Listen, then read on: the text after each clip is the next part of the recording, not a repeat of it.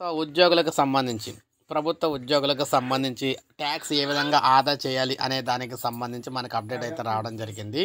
పరిమితికి మించి ఆదాయం ఉన్నప్పుడు వర్తించే స్లాబుల ఆధారంగా పన్ను చెల్లించాల్సి ఉంటుంది. ఆదాయ పన్ను చట్టం 1961 ప్రకారం పన్ను తగ్గించేందుకు కొన్ని మార్గాలు అయితే ఉన్నాయి. కొత్త పన్ను విధానంలో రిటర్నులు దాఖలు చేసే వారికి మినహాయింపులు అయితే వర్తించవు కాబట్టి పెద్దగా ఇబ్బంది లేదు. పాత పన్ను విధానంలో ముందుకు వెళ్ళాలనే వారు మాత్రం పన్ను ఆదాకు ముందుగానే ఆలోచన చేసుకోవాలి. కాబట్టి మనం చూసుకున్నట్లయితే ఇక్కడ చూడొచ్చు, సుకన్య సమృద్ధి యోజన ఒక పథకం అయితే ఉంది. దీని ద్వారా మనం చూసుకున్నట్లయితే ఏడాదికి గరిష్టంగా 1.5 లక్షల వరకు పెట్టుబడి పెట్టవచ్చు అనమాట. సో ఇది ఎక్సెప్షన్ అయితే పొందొచ్చు. ఇక పబ్లిక్ ప్రావిడెంట్ ఫండ్ అనమాట, పీపీఎఫ్ అంటారు దీన్ని. దీని ద్వారా కూడా మనం చూసుకున్నట్లయితే వడ్డీపై కూడా పన్ను అయితే ఉండదన్నమాట. దీని వడ్డీ రేటును కూడా ప్రభుత్వం నిర్ణయిస్తుంది. ప్రజెంట్ లాక్ ఇన్ పీరియడ్ అయితే ఇది 15 సంవత్సరాలు అయితే ఉంటుందన్నమాట. ఇక ఉద్యోగుల భవిష్య నిధి ఈపీఎఫ్ ఉద్యోగులకు పదవి విరమణ ప్రయోజనాలు అందించడంతో పాటు పన్ను ఆదా చేసుకోవడానికి ఈపీఎఫ్ ఒక మార్గం.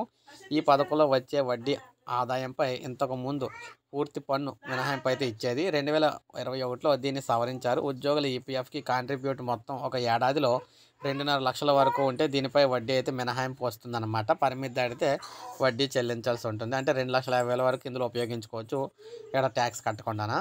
ఇక ట్యాక్స్ సేవింగ్స్ డిపాజిట్లు అనమాట, ఇవి ఎఫ్డి అనమాట. సో సురక్షితమైన పథకాల్లో పెట్టుబడి పెట్టడం ద్వారా పన్ను మినహాయింపు అయితే పొందేందుకు అవకాశం అయితే ఉంది.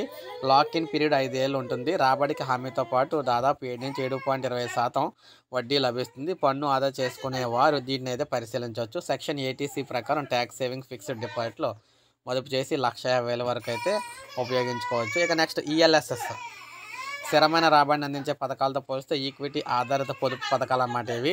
వీటిలో రాబడి ఎక్కువగా ఉంటుంది, అదే సమయంలో నష్టభయం కూడా ఉంటుంది. ఈ ఫండ్లు తమ పోర్ట్ఫోలియోలో 80% ఈక్విటీ ఆధారిత పథకాల్లో పెట్టుబడి పెట్టి దీర్ఘకాలంగా అనుకూలమైన పథకాలు అనమాట. ఇక 1,50,000 వరకు పరిమితి అయితే పొందొచ్చు.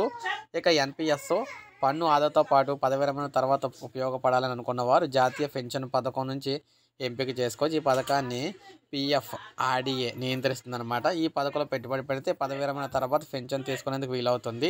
సో పాత పెన్షన్ వస్తుందని, అంటే ఎంత పెన్షన్ వస్తుంది అనేది పెట్టుబడి మొత్తంపై ఆధారపడి ఉంటుంది. ఇది ఒక రకంగా మార్కెట్ ఆధారిత పథకమే కాబట్టి రాబడి ఖచ్చితమైన హామీ అయితే ఉండదు. పదవి విరమణ వరకు కూడా జమ చేసిన మొత్తంలో 60% వెనక్కి తీసుకోవచ్చు. మిగతా 40% యాన్యుటీస్ పథకం స్కీమ్ అంటే పెట్టుకోవచ్చు అండి, పెన్షన్కి అయితే పెట్టుకోవచ్చు.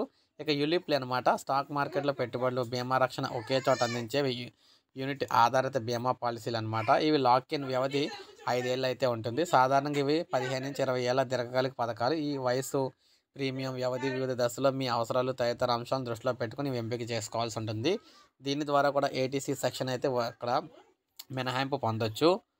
అయితే ముఖ్యంగా చివరగా చూసుకుంటే ఆదాయ పన్ను మినహాయింపులో పిల్లల ట్యూషన్ ఫీజులు, గృహ రుణం, అసలు వివిధ జీవిత బీమా పాలసీ లాంటి వాటిని కూడా చూపించుకోవచ్చు. ఇవన్నీ పోను ఇంకా పెట్టుబడి పెట్టాల్సిన అవసరం ఉంటే పై పెట్టుబడి పథకాలను పరిశీలించండి. జీవిత బీమా పాలసీలు చెల్లించే ప్రీమియానికి సెక్షన్ 80C పరిమితికి లోబడి మినహాయింపులు అయితే లభిస్తూ ఉంటుందన్నమాట.